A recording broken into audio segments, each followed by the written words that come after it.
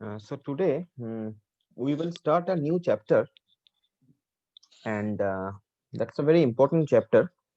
The name of the chapter is process synchronization. Okay, this is a very vital chapter. Process synchronization. Uh, Here we want to. We will learn to learn how two or more than two programs they basically coordinate among each other. Okay, in our computer system there are lots of programs, and they runs concurrently. And when they runs concurrently, sometimes they may share some variable, some register, some memory portions. We will see how they share the same data uh, when they're running concurrently. uh, that is basically known as process synchronization. Synchronization, from the term synchronization, you should get an idea, that is how more than one process they are coordinating among each other. Now, coordination in the sense sharing variables and all that. Okay, so the thing is little trickier. There are lots of techniques used. Mm, we will Today we will mm, try to understand the basic idea of the process synchronization. We will again try to understand why it is needed, why it is important, and from our next classes we will go into the details of it. So today, just at first, we will see what is process synchronization and why it is needed. Okay, uh, so basically, mm, suppose there are two processes. Suppose there are two processes. Suppose I'm naming those two processes as producer process. Suppose there are two processes I'm writing here. One is process one, or process I, whatever you say. Another is suppose process J. Uh, so there are two processes, process I and process J. Now suppose process I, it's a producer process. Process আইটা হলো producer process, যার কাজ হচ্ছে suppose কোনো data আইটেমকে produce করা। ওকে, কোনো ভেরিয়েবলের ভ্যালুকে produce করা, that is producer process. And process J is suppose the consumer process. Consumer process. Okay, so this is a producer process, this is a consumer process. Now the thing is, there is a variable, there is a memory, there is a portion, there is a memory. Now suppose this is the memory, and uh, more prominently, if we say this is a shared memory. Okay, this is a shared memory. That means producer can put some data into it, and consumer will consume the data which is produced by the producer from this particular variable. Okay, so this is a memory. I'm writing it as a memory. Okay, so producer is producing something to it. Producer is producing something to it, and consumer is consume from this particular portion. But the thing is, suppose uh, suppose this the speed of the producer and consumer is not same. That means uh, the speed at which producer can produce the data item, okay, the speed at which producer can produce the data item is not same uh, of the speed that consumer can consume. Okay, so speed mismatch is happening, may happen, because these are two different processes, দুটো different process. সেই দুটো different প্রসেসের different characteristics আছে। Different characteristics থাকলে তাদের different স্পিডও হতে পারে। তো প্রোডিউসার যে স্পিডে একটা পার্টিকুলার ডেটা আইটেমকে প্রডিউস করে এই মেমোরিতে রাখছে, কনজিউমার সাপোজ সেই স্পিডে ডেটা আইটেমকে কনজিউম করতে পারছে না। So if it happens then suppose আমি বললাম প্রোডিউসার প্রডিউস করছে 10 kbps স্পিডে, মানে 10 কিলোবাইট পার সেকেন্ডে সাপোজ, আর কনজিউমার কনজিউম করছে 5 kilobyte per second. In that case, if this is the situation, in that case, what happened? Producer will produce 10 kbps speed, but due to consumer speed 5 kbps, so some of the data will be lost. Why? Because producer তো produce করেই যাচ্ছে এই স্পিডে, consumer সেই স্পিডটাকে consume করতে না পারলে, so some data will be lost. Okay, now there are other aspects of it also. এটা শুধুমাত্র একটা ঘটনার কথা আমি বললাম, there are other aspects to it also. We will try to see that gradually. এরকম হতেই পারে প্রডিউসারের স্পিড যদি কনজিউমারের থেকে বেশি হয়, তাহলে তো এটা হচ্ছে যে এটা লস হচ্ছে। আর যদি রিভার্সটা হয়, যদি এরকম হয় যে কনজিউমারের স্পিড হচ্ছে 10 kbps অথচ প্রডিউসারের স্পিড হচ্ছে 5 kbps, সেক্ষেত্রে সেক্ষেত্রে কোনো একটা পয়েন্টে গিয়ে যেহেতু প্রডিউসার অত স্পিডে প্রডিউস করতে পারছে না যত স্পিডে কনজিউমার কনজিউম করছে, সেক্ষেত্রে কোনো একটা জায়গায় গিয়ে এটা হতেই পারে যে কনজিউমারকে বসে থাকতে হচ্ছে due to there is no such data item to read. Why? Because যেহেতু প্রডিউসার ওই স্পিডে প্রডিউস করতে পারছে না যত স্পিডে কনজিউমার কনজিউম করে নিচ্ছে, তার মানে কোনো একটা জায়গায় গিয়ে এটা হতেই পারে যে এই পোর্শনটা ফাঁকা, মেমোরিটা ফাঁকা হয়ে গেছে, কারণ প্রডিউসার তখন প্রডিউস করে উঠতে পারেনি, কনজিউমার স্পিড বেশি, সে কনজিউম করে নিয়েছে। And now the thing is, if these two programs are coordinating among each other and this situation happens, either this data is lost as because the speed of producer is much more higher than the speed of consumer, or maybe the reverse thing, and due to that consumer has to wait as because there is no data to read. So both these things are not desirable. Both these situations are not desirable. আমাদের এই সিচুয়েশনটা desirable নয়।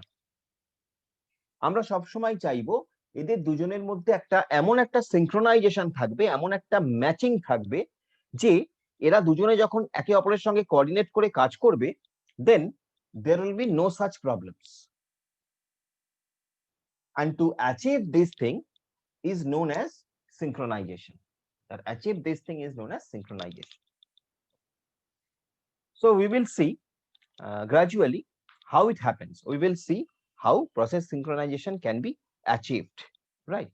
We will see that how process synchronization can be achieved. Okay, so now come to another problem. Okay, in the same problem, that is producer consumer, but now I will try to convert it into some code, and we will try to analyze the code. Okay, so let's try to do that.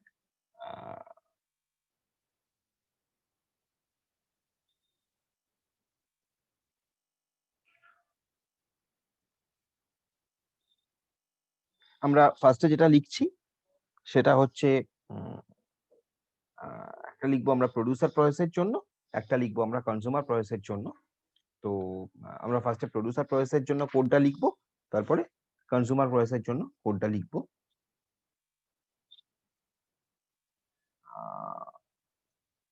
Suppose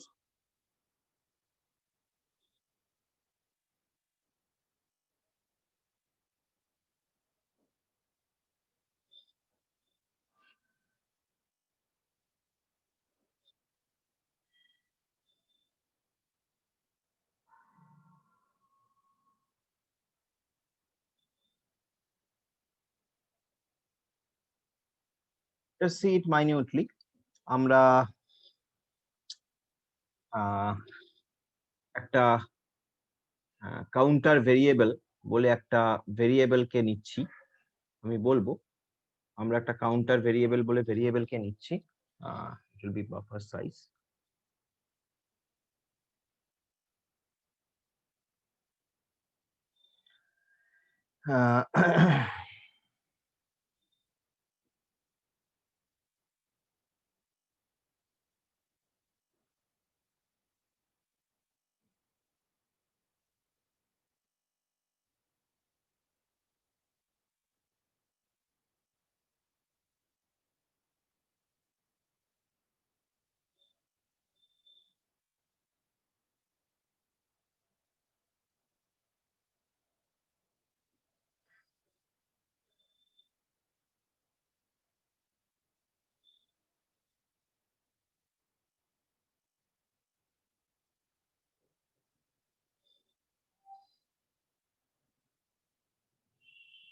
I will ask you, or I will request you to memorize that what was the modulo function in C.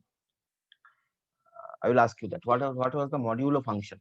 Modulo function এর কি function কি কাজ ছিল আমি সেটা কিন্তু জিজ্ঞাসা করব একটু ভাবতে থাকো modulo function what is the difference between modulo function and division you have gone through it so you know that so that will be vital over here uh,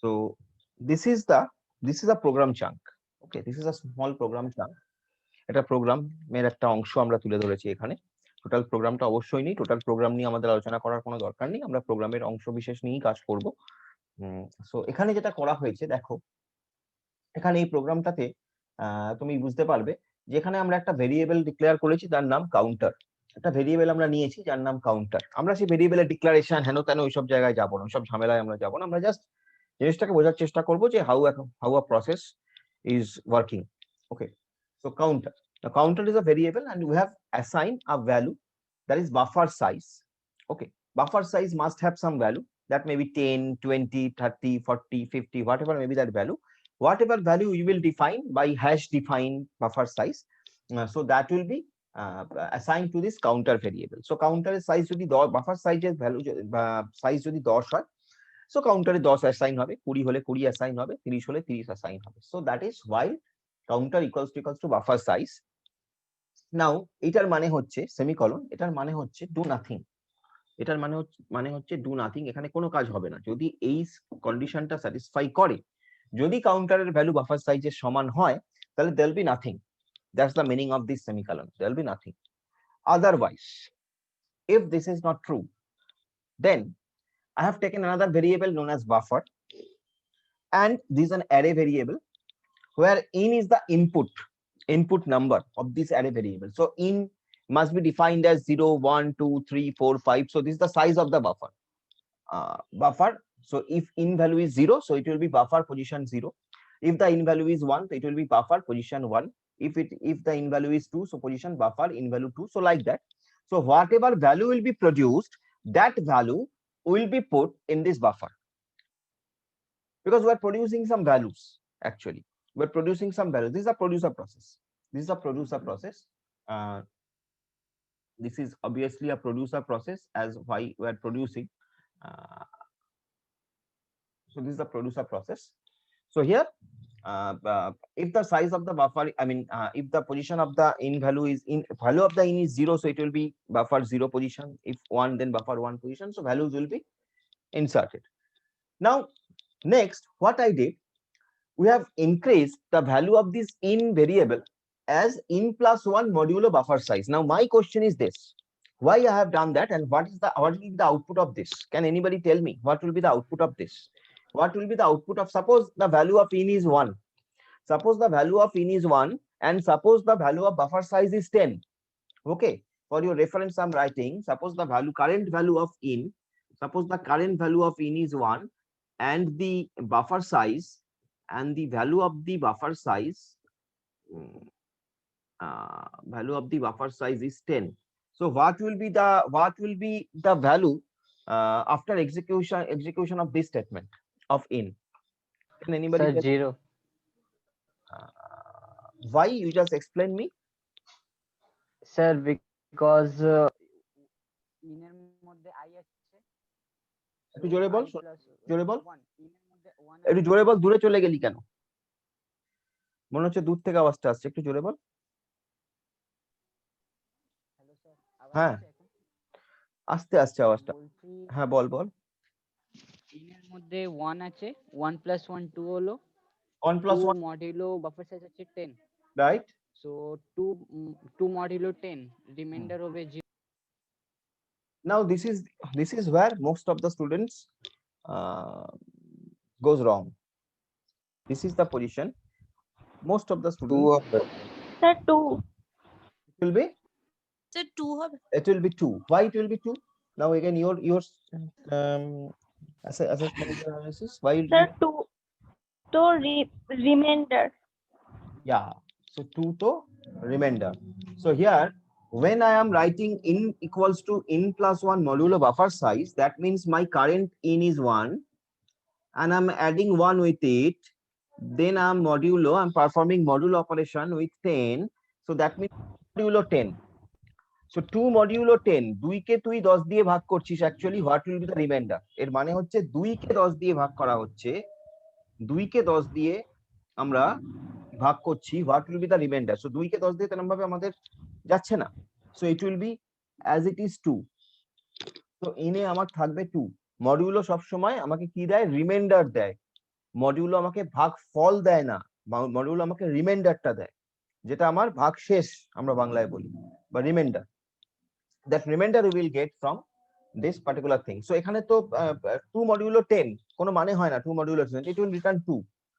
Then again in will be again if any in is 2, then 2 plus 1 3, 3 modulo 10 again 3, 4 modulo 10 again 3 4, 5 modulo 10 again 5, 6 modulo 10 again 6, in that way 9 plus 1, when it will become 9, when the size will become 9, when the buffer size in will be 9. So 9 plus 1, when it will come 9 plus 1, so 9 plus 1 will be 10. Now 10 modulo 10, what will be 10 modulo 10? 0. 0. 10 modulo 10 will again 0. So again we will start from the first position of the buffer. Again we will start from the first position of the buffer. So here what we have taken, you can think it as a circular queue. You can think it as a circular queue, and if you remember, if you try to memorize in your data structure, when you have implemented circular queue, you have implemented in that way. So if it is a queue, if this buffer is a queue kind of thing, then if the size of this queue is n, then we will modulo it by n, that n is my buffer size. So I will start from some position 0, then 1, then 2, then 3, then 4, then 5, like that. Then again I will eventually come back to 0. So that's why I am implemented it in that way. So this is the thing, this is the producer process. Now the what you have to understand is that this is the producer process. If some condition satisfying, this producer process starts running, then it is checking whether the counter size, whether the counter is equals to buffer size or not. That means if your buffer is full or not. Now if your buffer is full, that means that memory, that shared memory portion which is being shared by between the producer and the consumer process, ওকে, যেটা ওই producer আর consumer প্রসেসের মধ্যে share হচ্ছে, তো সেই producer আর consumer প্রসেসের মধ্যে যে মেমরি পোরশনটা শেয়ার হচ্ছে, সেই মেমরি পোরশনটা যদি ফুল হয়ে যায়, তাহলে তো আমার কিছু করার নেই, তাহলে I can't have any more process, I can't have any more data element what I can put. That means আমার এই প্রোডিউসার প্রসেসকে তখন দাঁড়িয়ে যেতে হবে। যদি আমার মেমরি পোরশনটা ফুল হয়ে গিয়ে থাকে, তখন আমার প্রোডিউসার প্রসেসটাকে দাঁড়িয়ে যেতে হবে। এই মেমরি পোরশনটা কখন ফুল হয়ে যাবে? এই মেমরি পোরশনটা তখনই ফুল হতে পারে যখন আমার কনজিউমারের স্পিড প্রোডিউসারের থেকে অনেক কম, মানে প্রোডিউসার যে স্পিডে প্রোডিউস করছে, কনজিউমার সেই স্পিডে মেমরি থেকে ডেটাকে রিড আউট করে জায়গাটাকে ফাঁকা করতে পারছে না। যদি এরকম হয়, in that situation my producer process will be halted, and it is that situation when counter size is equals to buffer size. Whatever is my buffer size, if it is 10 or 20 or 30 or n, suppose. Now if I found that my counter variable is equals to buffer size, that means I don't have any more space in my buffer, that means in my memory. Buffer is my memory. আমরা buffer কেন বলি? Because buffer is a temporary memory area, এবং যেহেতু আমরা এখানে দেখছি যে একটা প্রসেস প্রোডিউসার প্রসেস, একটা প্রসেস কনজিউমার প্রসেস, এবং প্রোডিউসার প্রসেস একটা আইটেমকে প্রোডিউস করে একটা মেমোরি এরিয়াতে রাখছে, যেখান থেকে কনজিউমার প্রসেস ওটাকে কনজিউম করে নিচ্ছে, তার মানে ওই মেমোরি এরিয়াটাতে যে ডেটাটাকে আমি রাখছি, সেই ডেটাটা টেম্পোরারিলি ওখানে রাখছি, এবং সেই কারণে ওই মেমোরিটাকে আমি বাফার বলছি, ডিরেক্টলি ওটাকে মেমোরি না বলে বাফার বলছি। তো সেই বাফার, যখন সেই বাফারের সাইজটা আমার কাউন্টার ভেরিয়েবলের ইকুয়াল হয়ে যাবে, তার মানে আমি বুঝবো যে আমার মেমোরিতে কোনো জায়গা নেই বা বাফারে কোনো জায়গা নেই, so I will stop. So in here my producer process will be halted. Okay, now if this condition is not true, তার মানে যদি কাউন্টার ভেরিয়েবলের ভ্যালু বাফার সাইজের সমান না হয়, যদি না হয় তাহলে কি হবে? তাহলে আমরা এখান থেকে দেখব। যদি না হয় তাহলে আমরা এখান থেকে দেখব। এখানে আমরা কি করলাম? এখানে আমরা দেখলাম যে, তাহলে আমি এখানে দেখবো যে আমার what is my current value of my buffer, সেটা আমি এই ইন ভেরিয়েবল দিয়ে ট্র্যাক করছি যে আমার কারেন্ট ভ্যালু অফ বাফার কত। কারণ আমি এখানে ধরে নিয়েছি যে বাফারের সাইজ, বাফারের একাধিক ডেটা রাখা যাবে। হ্যাঁ, আমি ছবিতে যখন প্রথমে দেখেছিলাম ইনিশিয়ালি যে একটাই মেমরি পোর্শন, মানে তুমি সেটাকে একটা কিউয়ের মতো ধরে নাও, যেখানে more than one data item তুমি রাখতে পারছো পরপর স্পেস দিয়ে, বা একটা অ্যারে ধরে নাও যে অ্যারের মধ্যে তুমি পরপর ডেটাগুলো রাখতে রাখতে যাচ্ছ। তাহলে তুমি দেখবে যে তোমার অ্যারের সাইজ কত, মানে কারেন্টলি তোমার অ্যারেটা কোন পজিশনে দাঁড়িয়ে আছে। তো কারেন্টলি তোমার অ্যারেটা যে পজিশনে দাঁড়িয়ে আছে, that will be indicated by this variable in. Okay. Now, what value will be produced? Next value that will be put into that position. Very good. তারপরে তো তোমার বাফারের সাইজটাকে বাড়াতে হবে। এবার তোমার বাফারটা যেহেতু তুমি সার্কুলার কিউ এর মতো ধরে নিয়েছো, তাই জন্য তুমি বাফারটাকে বাড়াচ্ছ n+1 মডিউলো বাফার সাইজ করে। কারণ তুমি তো জানো না যে তোমার বাফার সাইজ কত হবে। তুমি যদি প্রোগ্রামটাকে জেনারেলাইজ করতে চাও, তাহলে তোমাকে বাফার সাইজটাকে এরকম ভাবে হ্যাশ ডিফাইন করে নিয়ে নিতে হবে, আদারওয়াইজ প্রতি ক্ষেত্রে তোমাকে বাফার সাইজ ইনপুট করতে হবে। তো আমরা যেহেতু প্রোগ্রামটাকে জেনারেলাইজ করছি, সেজন্য বাফার সাইজটাকে আমরা হ্যাশ ডিফাইন করে নিয়ে নেব, এবং এখানে প্রোগ্রামটাকে এরকম ভাবে ইমপ্লিমেন্ট করব যে in equals to n+1 modulo buffer size that will give me the next buffer position, and I will again যেহেতু আমার বাফারে একটা ভ্যালু ঢুকলো, বাফারে যেহেতু এই নেক্সট প্রডিউসড আইটেমটা বাফারে যেহেতু ঢুকলো, তার মানে আমার কাউন্টারের ভেরিয়েবলের ভ্যালুটাও এক বাড়াতে হবে, সেজন্য কাউন্টার ভেরিয়েবলের ভ্যালুটাকেও আমি এক বাড়িয়েছি। So that is basically the logic behind this particular program. Okay, this particular producer process. Okay, now this is about the producer process. Now coming to the consumer process. এটা producer process এর গল্প গেল, এবার আমরা consumer process এর গল্পে আসব। ঠিক আছে, তো এটা producer process এর গল্প গেল, এবার আমরা consumer process এর গল্পে আসি। আমি এখান থেকেই তোমাকে একটু এক্সপ্লেন করার চেষ্টা করি, তারপরে আমি লিখছি। দেখো, প্রডিউসার প্রসেস আমি প্রথমেই দেখেছি যে কখন আমাকে কি চেক করতে হবে, আমাকে চেক করতে হবে যে কখন আমার বাফার সাইজ, কখন আমার প্রডিউসার প্রসেসটা হল্ট করবে, কখন আমার প্রডিউসার প্রসেসকে দাঁড়িয়ে যেতে হবে। তো আমার প্রডিউসার প্রসেসকে দাঁড়িয়ে যেতে হবে যখন আমার মেমোরিতে আর কোনো ডেটা আইটেম দেওয়ার জায়গা থাকবে না। কারণ প্রডিউসার প্রসেস ডেটাগুলোকে প্রডিউস করছে এবং মেমোরির মধ্যে রাখছে। যদি মেমোরির মধ্যে ডেটা আইটেমকে রাখার কোনো জায়গা না থাকে, তাহলে আমার প্রডিউসার প্রসেসকে হল্ট করে যেতে হবে। সেই জন্য আমি চেক করেছি যে when the counter size equals to buffer size, do nothing. কনজিউমারের ক্ষেত্রে কিন্তু কখন কনজিউমার হল্ট করবে? কনজিউমারের ক্ষেত্রে কিন্তু রিভার্স কন্ডিশন। কনজিউমার কখন হল্ট করবে? কনজিউমার হল্ট করবে যখন তোমার কাউন্টারের ভ্যালু ইজ ইকুয়ালস টু 0, যখন তোমার মেমোরিতে কোনো ডেটা আইটেম নেই। যখন তোমার মেমোরিতে কোনো ডেটা আইটেম নেই, দ্যাট উইল বি ইন্ডিকেটেড যে counter value is equals to 0, কারণ কাউন্টারটা আমার ইন্ডিকেট করছে যে কত আমার বাফার সাইজ, কত আমার কি। তো সেই কাউন্টারের ভ্যালু যখন ইকুয়ালস টু 0 হবে, তখন কি হবে? তখন consumer process will be halted. তাহলে এখানে আমি এটাকে চেঞ্জ করে কনজিউমার প্রসেসে কনভার্ট করছি। এটা প্রডিউসার প্রসেস। হ্যাঁ, বলো। স্যার একবার বলবেন এটা? হ্যাঁ, অবশ্যই। প্রডিউসার প্রসেসের গল্পটা বোঝা গেছে? প্রডিউসার প্রসেসের হ্যাঁ গল্পটা স্যার। বোঝা গেছে। তাহলে কনজিউমার প্রসেস কখন হল্ট করবে? You just try to think, consumer process কখন হল্ট করবে? প্রডিউসার প্রসেস তো হল্ট করবে যখন কাউন্টারের ভ্যালু বাফার সাইজের সমান, মানে তোমার যে মেমোরি এরিয়া, সেই মেমোরি এরিয়া পুরোটাই ফুল। যেহেতু তোমার মেমোরি এরিয়া পুরোটাই ফুল, তোমার প্রডিউসার প্রসেস কোনো ডেটা আইটেমকে নতুন প্রডিউস করে রাখতে পারবে না। তাহলে রিভার্সলি কনজিউমার প্রসেস কখন হল্ট করবে সেটা বলো আমাকে। কনজিউমার প্রসেস কখন হল্ট করবে? কনজিউমার প্রসেস হল্ট করবে যখন তোমার মেমোরিতে কোনো ডেটা নেই। কনজিউমার প্রসেস হল্ট করে, কনজিউমার প্রসেস তো কনজিউম করছে, যা প্রডিউসার প্রডিউস করছে, প্রডিউসার রান্না করছে, কনজিউমার খাচ্ছে। প্রডিউসার রান্না করে একটা প্লেটে পরপর রাখছে, কনজিউমার প্লেট থেকে পরপর একটা একটা করে তুলে খাচ্ছে। তাহলে প্রডিউসার তোমার বাড়ির কেউ একজন রান্না করছে, লুচি রান্না করছে, প্লেটে একটা বড় প্লেট নিয়ে তুমি বসে আছো, তোমার বাড়ির কেউ একজন লুচি রান্না করছে। ঠিক আছে, তোমার মা বা কেউ একজন লুচি রান্না করছেন এবং করে তোমাকে খেতে দিচ্ছেন, প্লেটে পরপর রাখছে। মা একটা করে লুচি রান্না করে পরপর প্লেটে রাখছে, তুমি সেখান থেকে পরপর একটা করে তুলে তুলে খাচ্ছ। যেটা মা আগে রান্না করেছে রেখেছে সেটাকে তুমি আগে খাচ্ছ, তার কারণ সেটা একটু ঠান্ডা কম্পারেটিভলি। যেটা সদ্য কলা থেকে নামালো সেটা গরম, সেজন্য তুমি সেটাকে পরে নিচ্ছ। তাহলে পরপর এভাবে সিকোয়েন্স মেনটেন করে তুমি খাচ্ছ, মা রান্না করছে। নাও দ্য থিং ইজ, মা কখন দাঁড়িয়ে যাবে?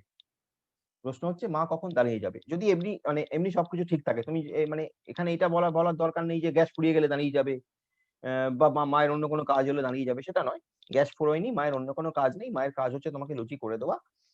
তো মা কখন দাঁড়িয়ে যাবে? মা দাঁড়িয়ে যাবে আমার তখন, পেট ভরে গেলে, আমার না লাগলেই দাঁড়িয়ে যাবে। মা দাঁড়িয়ে যাবে তখনই যখন তোমার প্লেটটার মধ্যে আর লুচি রাখার জায়গা নেই। হ্যাঁ ঠিক, এবার প্লেটের মধ্যে লুচি রাখার জায়গা কখন থাকবে না? যখন তোমার আর তুমি আইদার তুমি মা যে স্পিডে রান্না করে লুচিটা রাখছে তুমি সেই স্পিডে খেতে পারছো না, আস্তে আস্তে তাহলে প্লেটটা ভরে গেছে, এটা হতে পারে। অথবা ওই তুমি যেটা বললে তোমার পেটে জায়গা নেই, তুমি আর খেতে পারছো না, তো প্লেটটা ভরে গেছে। ঠিক আছে, তাহলে মা হচ্ছে প্রোডিউসার প্রসেস, তুমি হচ্ছে কনজিউমার প্রসেস। তাহলে প্রোডিউসার প্রসেস কখন হল্ট করলো? যখন প্লেটে জায়গা নেই। প্লেটটা কি? মেমরি। প্লেটে আর জায়গা নেই, প্লেটটা মেমরি। কেন প্লেটে জায়গা নেই? তার কারণ কনজিউমার প্রসেস, তোমার স্পিড মায়ের স্পিডের থেকে অনেক কম। মা যে স্পিডে রান্না করছে তুমি সেই স্পিডে খেতে পারছো না। তাহলে প্রোডিউসার প্রসেস কখন হল্ট করবে? যখন মেমরিটা ফুল হয়ে যাবে। মেমরিটা কখন ফুল হবে? যখন প্রোডিউসার প্রসেসের স্পিড কনজিউমার প্রসেসের স্পিডের থেকে অনেক বেশি। তো সেইটাকেই আমরা ইন্ডিকেট করেছি, যখন কাউন্টারের ভ্যালু বাফার সাইজের সমান হয়ে যাবে তখন প্রোডিউসার প্রসেস হল্ট করে যাবে। সেমিকলন দিয়ে সেটা বোঝানো হয়েছে যে প্রোডিউসার প্রসেস হল্ট করে যাবে। আর উল্টো দিকে রিভার্স ওয়েতে ভাবো। এবার ভাবো যে তুমি প্লেট তুমি খেতে গিয়ে দেখলে প্লেটটা খালি। তুমি খেতে গিয়ে দেখলে প্লেটটা খালি, তাহলে তোমাকে ওয়েট করতে হবে, তাই তো? তুমি খেতে গিয়ে দেখলে প্লেটটা খালি, তার মানে কি? তার মানে তোমার যা খাওয়ার স্পিড, মানে ডোন্ট টেক ইট আদারওয়াইজ, আমি সেরকম ভাবে বলছি না, মানে তুমি একটু তাড়াতাড়ি খাও, কেউ মানে আমি, ধরো আহ, আমি একটু হয়তো তাড়াতাড়ি খাই, বাট আমাকে যে রান্না করে দিচ্ছেন তার হয়তো স্পিড অতটা নয়, ওনার হয়তো স্পিড অতটা নয়। তাহলে কি হচ্ছে? আমার প্লেটটা খালি হয়ে গেল, আই হ্যাভ টু ওয়েট।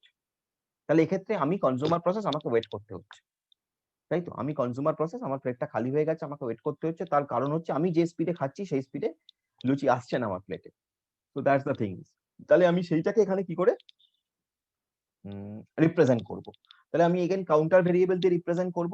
তাহলে কাউন্টার ভেরিয়েবলের ভ্যালু যখন 0 0 হবে, আমি কনজিউমার প্রসেসের কথা বলছি এবার।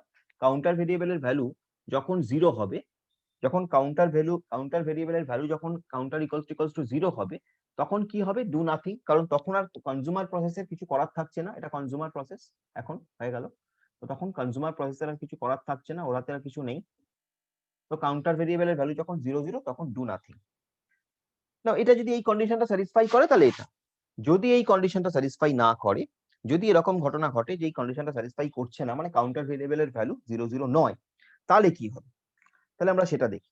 কাউন্টার ভেরিয়েবলের ভ্যালু 0 0 নয়, তাহলে কি হবে আমরা এবার সেটা দেখি। ঠিক আছে,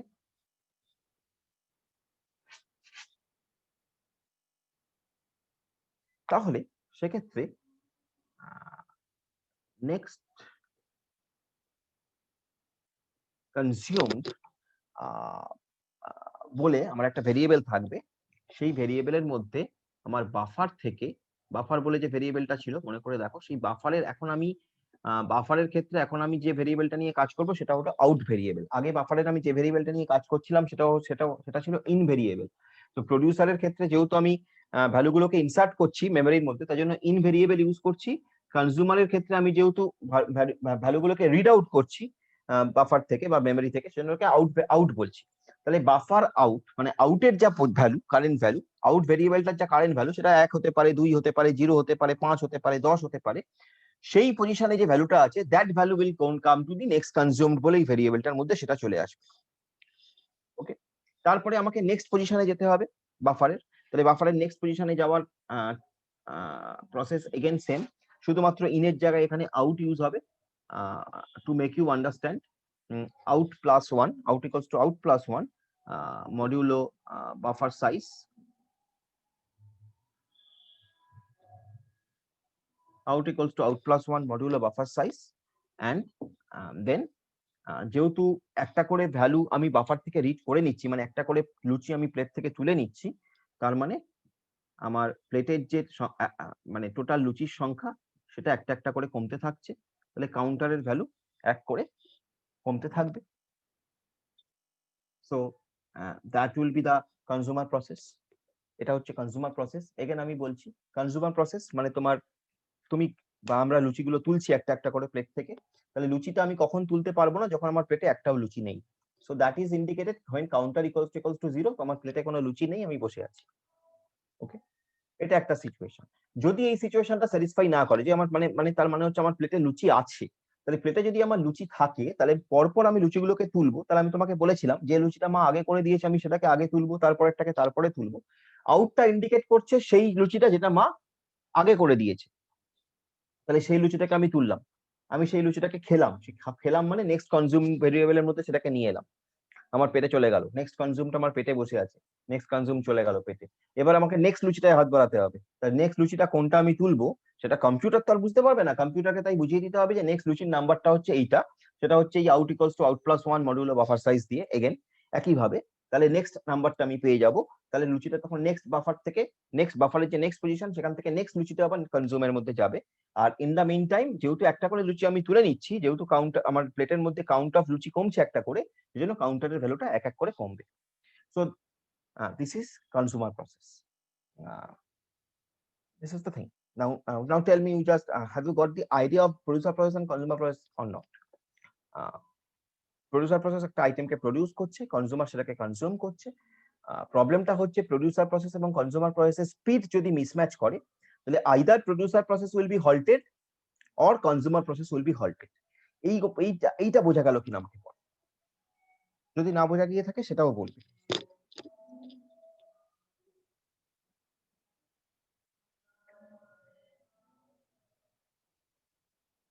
এই বেসিক জায়গাটা বোঝা গেল কিনা আমাকে বলো, যে প্রডিউসার প্রসেস একটা আইটেমকে প্রডিউস করছে, করে একটা মেমরিতে রাখছে, কনজিউমার প্রসেস সেই মেমরি থেকে আইটেমটাকে কনজিউম করছে।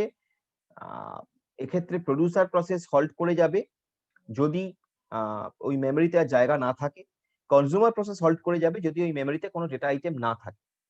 এই দুটো ঘটনা কখন কখন ঘটবে, যদি তাদের স্পিড যদি এক না হয়, মানে যদি প্রডিউসারের স্পিড কনজিউমারের থেকে বেশি হয়, যদি প্রডিউসারের স্পিড কনজিউমারের থেকে বেশি হয়, তাহলে ওই মেমরির মধ্যে ওই ভেরিয়েবলের মধ্যে আর কোনো জায়গা থাকবে না নতুন ভ্যালুকে ইনসার্ট করার, সেক্ষেত্রে প্রডিউসার প্রসেস দাঁড়িয়ে যাবে। আর যদি এরকম হয় যে কনজিউমারের স্পিড প্রডিউসারের থেকে অনেক বেশি, সেক্ষেত্রে কনজিউমার হল্ট করবে, তার কারণ কনজিউমার দেখবে যে কোনো নিউ ডেটা আইটেম প্রডিউসার এখনো প্রডিউস করে উঠতে পারেনি, তাই ওই মেমরি ভেরিয়েবলের যে জায়গাটা সেই জায়গাটা ফাঁকা পড়ে গেছে।